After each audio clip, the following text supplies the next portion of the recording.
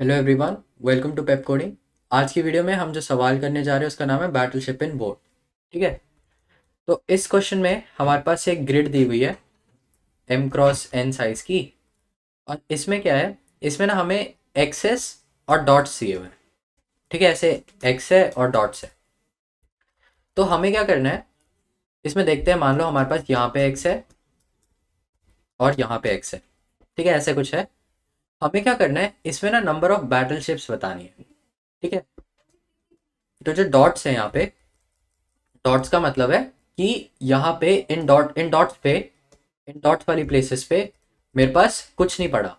ठीक है। और ये जो एक्स है ना, ये बैटलशिप को रिप्रेजेंट कर रहा है। पर कैसे कर रहा है, जैसे देख लो मेरे पास ये एक इस तरह का टेस्ट केस है मान लो। तो इसमें ये सिंगल सिंगल एक बैटलशिप्स नहीं है। इसमें क्या होगा, मेरा ये ना पूरा एक टेस्ट, ये पूरा एक बैटलशिप बनाएगा और ये पूरा एक बैटलशिप बनाएगा। ठीक है। तो इसके लिए मेरा आंसर 2 होगा, क्योंकि इसमें 2 बैटलशिप्स हैं। अब अगर मान लो ऐसे होता मेरे पास कुछ, ठीक है, कुछ इस तरह से होता, तो इसमें क्या होता, ये एक बैटलशिप हो जाता, ये एक बैटलशिप हो जाता और ये एक बैटलशिप हो जाता। तो इसके लिए मेरा आंसर 3 होता। ठीक है। अब मान लो मेरे पास ऐसा कुछ केस है इस तरह से। ठीक है, मेरे पास इस तरह से कुछ केस है। तो ये ना एक इनवैलिड केस है। क्यों? क्योंकि ये वाला जो बैटलशिप है, इसमें आप देखो 2 बैटलशिप तो ऐसे बन रहे हैं। ठीक है। अगर मैं हॉरिजॉन्टली देखूं तो मेरे पास 2 बैटलशिप बन रहे हैं, तो इसका आंसर 2 आ रहा है। पर अगर वर्टिकली देखूं तो 1 2 3 4 4 बैटलशिप बन रहे हैं। और अगर 4 बन रहे हैं और 2 बन रहे हैं तो वो तो इनवैलिड हो ही जाएगा, है ना। तो हम डिसाइड थोड़ी कर सकते हैं कौन से बैटलशिप्स हैं। इसलिए ये एक इनवैलिड केस है। ठीक है। तो इसकी अप्रोच डिस्कस करते हैं, हम इसे सॉल्व कैसे करेंगे। बड़ा सिंपल सा सवाल है। इसमें क्या करते हैं, इसमें ना नॉर्मल ट्रैवर्सल करते हैं और हर एक एलिमेंट पे चेक करते हैं। ठीक है। तो अगर मेरा बोर्ड, मतलब उस वैल्यू पे मेरे को एक्स मिल गया, ठीक है, तो क्या क्या ऑप्शंस हो सकते हैं। अपने ऑप्शंस लिख लेते हैं कि या तो ये होगा कि आई ज़ीरो है और जे भी ज़ीरो है। ठीक है, या तो ये होगा, या तो ये होगा कि आई सिर्फ ज़ीरो है। ठीक है, या तो ये होगा कि सिर्फ जे ज़ीरो है, या तो ये होगा कि दोनों ज़ीरो नहीं है। ठीक है, आई भी ज़ीरो नहीं है और जे भी ज़ीरो नहीं है। तो यहाँ पे एल्स लिख देते हैं। ठीक है। अब इसमें क्या करते हैं, यहाँ पे देखते हैं आई ज़ीरो है और जे ज़ीरो है। ठीक है, तो इसका मतलब है कि यहाँ के लिए चेक कर रहे हैं। अगर यहाँ पे मेरे को एक्स मिल गया आई ज़ीरो और जे ज़ीरो पे, तो मैं ना सीधा अपने आंसर को प्लस प्लस कर दूंगा। मेरा आंसर क्या है, मेरा आंसर एक काउंट है जो मेरी शिप्स का काउंट बता के चल रहा है। तो मैं सीधा आंसर को प्लस प्लस कर दूंगा अगर मेरे को जीरो थ्रो जीरो कॉलम पे एक एक्स मिल गया तो। क्यों? क्योंकि इसी के बेसिस पे मैं आगे की वैल्यूज को डिसाइड कर सकता हूँ ना। सिर्फ इसी इसी जीरो पे जो एक्स पड़ा है उसके बेसिस पे ही कर सकता हूँ। अब मान लो मेरे को यहाँ से कंपेयर करना था, इसके लिए मैं प्रीवियस चेक करता। पर इसके लिए क्या मैं कोई प्रीवियस चेक कर सकता हूँ? कोई प्रीवियस तो है ही नहीं, है ना। तो इसलिए यहाँ पे अगर एक्स आ गया तो सीधा आंसर को प्लस प्लस कर दो कि यहाँ से शेप शुरू हो रही है। ठीक है। अब आई ज़ीरो है मान लो। ठीक है, आई मेरा है ज़ीरो। ठीक है, यहाँ पे मेरे को एक शिप मिली, पर आई ज़ीरो है, ज़ीरो कॉलम में चेक कर रहे हैं। और वहाँ पे मेरे को एक शिप यहाँ मिली। ठीक है। तो जब यहाँ पे शिप मिली, पर इसके प्रीवियस में भी शिप बैठी है, ये भी प्रीवियस है ना इसका, ये इसका प्रीवियस है। ठीक है, इसके प्रीवियस में एक शिप बैठी है। ठीक है, यहाँ पे प्रीवियस में एक एक्स है। तो क्या ये एक शिप हुई या 2 अलग अलग शिप्स हुई? एक ही शिप हुई, है ना। तो इसका मतलब ये है कि अगर इसके प्रीवियस में एक्स है ना, अगर इसके प्रीवियस में एक्स है तो कुछ मत करो। तो यहाँ पे क्या चल रहा है कि प्रीवियस में अगर एक्स है तो कुछ नहीं करना। ठीक है। पर अगर एक्स नहीं है तो इसका क्या मतलब हुआ कि मान लो यहाँ पे एक्स है और मेरा एक्स यहाँ पर है। ठीक है, जीरो, अभी जीरो आई की बात कर रहे हैं, है ना। इस वाली रो की बात कर रहे हैं। तो इसमें जो प्रीवियस है मेरा, यहाँ पे खाली पड़ा है, यहाँ पे कुछ नहीं है, यहाँ पे डॉट है। तो इस केस में यहाँ पे कुछ नहीं है। इसलिए मैं कह सकता हूँ कि मैं अपने आप को अब आंसर में इंक्लूड कर सकता हूँ। मैं बोल सकता हूँ कि मैं खुद एक शिप हूँ। ठीक है।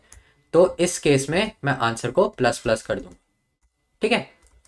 अगर मेरी शिप, अगर मेरा ऐसे कोई सीन है कि यहाँ पे इससे जस्ट पीछे कोई एलिमेंट नहीं है, या फिर यहाँ पे कोई x नहीं है, तो मैं अपने आप को एक न्यू शिप बोल के आंसर को प्लस प्लस कर सकता हूँ।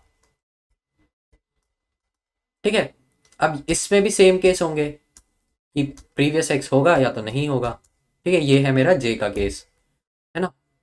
तो J0 का केस मतलब ये वाली, हम जीरो कॉलम के लिए चेक कर रहे हैं, जीरो कॉलम के लिए, है ना।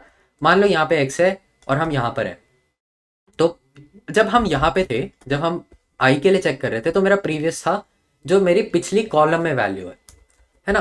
पर इस केस में जहाँ पे हम जीरो पे हैं, ठीक है, जीरो कॉलम पे है, उस केस में जो मेरा प्रीवियस रो है ना, जो प्रीवियस रो है वो मेरा प्रीवियस होगा।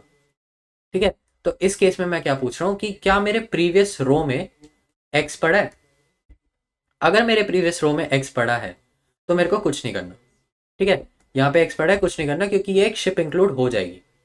पर अगर एक्स नहीं पड़ा, अगर एक्स नहीं पड़ा, तो मैं ये बोलूँगा कि अब जैसे एक्स नहीं पड़ा, ये वाला केस ले लेते हैं। अगर एक्स नहीं पड़ा तो मैं आंसर को प्लस प्लस कर दूंगा, क्योंकि मैं बोल दूंगा कि अब मैं खुद एक शिप हूं, क्योंकि मुझसे पहले कोई नहीं है, तो कोई ऐसे शिप नहीं बना रहा। ठीक है, तो मैं अपने आप को प्लस प्लस कर दूंगा, आंसर को प्लस प्लस कर दिया। ठीक है, अब ये हो गए मेरे प्रीवियस के केसेस। पर अब एक ये वाला केस देख लेते हैं। ठीक है, मान लो यहाँ पर है और ये मेरा, अब मैं एक्स को यहाँ पे चेक करना। ठीक है, मैं इस पोजीशन पे हूँ, तो इस पोजीशन पे क्या जो प्रीवियस है ना, इस पोजीशन पे मेरा प्रीवियस, जो मेरा प्रीवियस रो है, ठीक है, वो भी एक्स नहीं होना चाहिए, और जो प्रीवियस कॉलम है, ये वाला प्रीवियस कॉलम, वो भी एक्स नहीं होना चाहिए। ये दोनों एम्प्टी होने चाहिए। ठीक है, दोनों अगर एम्प्टी होंगे ना, तो मैं बोल सकता हूँ कि मैं खुद एक न्यू शिप हूँ।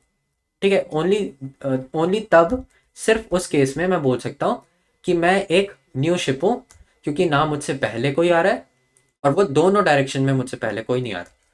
ठीक है, तो प्रीवियस रो और प्रीवियस कॉलम में दोनों में एक्स नहीं होना चाहिए। ठीक है, नॉट एक्स होना चाहिए, तभी मैं आंसर को प्लस प्लस कर दूंगा। ठीक है, तो बड़ा सिंपल सा कोड है, इसको अब कोड कर लेते हैं। पहले क्या करना है हमें, पहले एक आंसर ले लेते हैं। ठीक है, एक आंसर ले लिया और एन और एम भी निकाल देते हैं। ठीक है, एम है ये मेरा, एम क्रॉस एन है ना।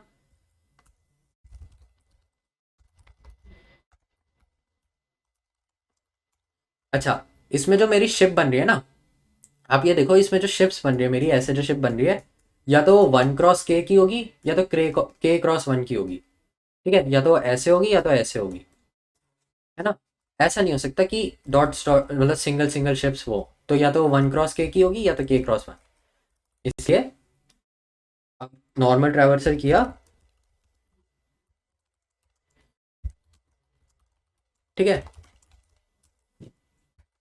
J0, J is less than n, plus plus J, normal traversal कर रहे हैं। ठीक है, अब चेक कर रहे हैं कि क्या board of I comma J x के बराबर है या नहीं। ठीक है, अगर एक्स के बराबर है तो इसमें मेरी चार कंडीशंस आएंगी कि क्या बोर्ड ऑफ, अब मैं प्रीवियस चेक नहीं, इसमें अब चार कंडीशंस क्या क्या आएंगी कि क्या आई जीरो है और जे भी जीरो है। ठीक है, ये मेरी पहली कंडीशन। दूसरी कंडीशन कि क्या सिर्फ आई जीरो है। तीसरी कंडीशन कि क्या सिर्फ जे जीरो है। या चौथी कंडीशन कि कोई भी जीरो नहीं है, आई और जे दोनों जीरो नहीं है। अब आई जीरो है, जे भी जीरो है, तो मैं सीधा आंसर को प्लस प्लस कर दूंगा। ठीक है, अगर सिर्फ आई जीरो है तो मैं अब ये चेक करूंगा कि क्या मेरा प्रीवियस, अब मेरा आई जीरो है तो मैं मतलब मैं जीरो थ्रो की बात कर रहा हूँ। तो अगर मैं जीरो थ्रो की बात कर रहा हूँ तो मेरा प्रीवियस क्या होगा, प्रीवियस कॉलम में तो जे माइनस वन। ठीक है, अगर ये एक्स के बराबर नहीं है तभी मैं सिर्फ आंसर में प्लस प्लस करूंगा, नहीं तो कुछ नहीं करना। ठीक है, अब इसमें क्या करना है,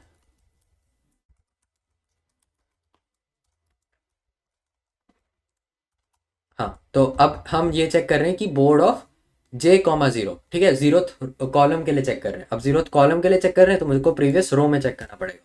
प्रीवियस रो क्या होगी, आई माइनस वन। अगर आई माइनस वन जे के बराबर, अगर एक्स के बराबर नहीं है तो आंसर को प्लस प्लस कर दो। ठीक है, एल्स अब अगर हम एल्स में आ गए तो इसका मतलब है कि दोनों ज़ीरो नहीं है, तो अब हमें दोनों का चेक करना पड़ेगा कि i-1 comma j should not be equal to zero, should not be equal to x, and board of i comma j-1 ये भी x के बराबर ना हो।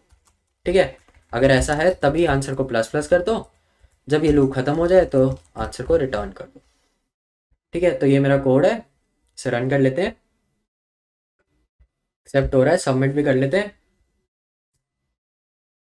सबमिट भी हो रहा है। तो मैं आशा करता हूँ आपको ये सवाल समझ में आया होगा। अगर आपको कोई दिक्कत है तो आप वो वापस जाके देख सकते हैं। Don't forget to like share and subscribe. Thank you for watching.